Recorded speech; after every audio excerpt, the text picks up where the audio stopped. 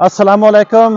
हाँ जी मिठियों, की हाल ने? ठीक हो मिठियों? मैं इस टाइम है Hafizabad family park family land की तरफों इस पार्क दे विच एक इवेंट जिहड़ा है वो करवाया जा रहा है जिले हाफजाबाद की आवाम वास्ते।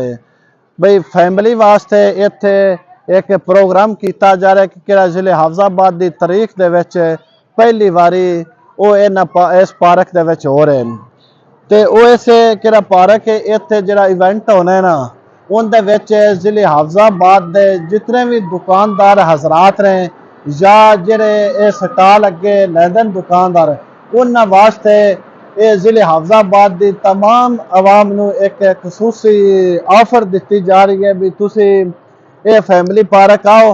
फैमिली लैंड की तरफ ये लगाया जा रहा है भी इत्थे तुसी आओ अपनी दुकानदार या जिहड़ा भी तुसी स्टाल लैना मिसाल के तौर पर खाने पीने का फलों का साब जुत्ती कपड़ा या होर जिहड़ा भी कोई चीज़ का स्टाल तुसी लैना है इत्थे लाओ। इत्थे तुसी 3 तरीक तो लैके जनाब 12 तरीक तक इत्थे बकायदा तौर पर अपना तुसी ना आके दर्ज करवाओ बई असी इत्थे स्टाल लैने। जिहड़ा वो स्टाल है वो 26 ते 27 दिसंबर नूं ये स्टाल इत्थे ओपन होना है जिनकी ओपनिंग है सुबह 12 बजे तो लैके रात 8 बजे तक सिर्फ इत्थे एक जैवी एंट्री होनी है वो अपने फैमिली के नाल आवे। फैमिली इत्थे अपना वो स्टाल लावे और अपने बच्चे लैके और बकायदा तौर पर इत्थे घूमन फिरन का या सैरो तफरीह का बड़ा वधिया इंतजाम है। तुसी हुण भी वेंदे पे स्कूल के जिहड़े ट्रिप आई है बच्चे जिहड़े ने वो घूम फिर रहे हैं झूले लै रहे हैं मुख्तलिफ उत्ते एक पटरी की ट्रेन नमा इन्हें चलाई है वो भी माशाअल्लाह चल रही है। तो ये सैरो तफरीह करन दा बड़ा एक वधिया ते अच्छा मौका है।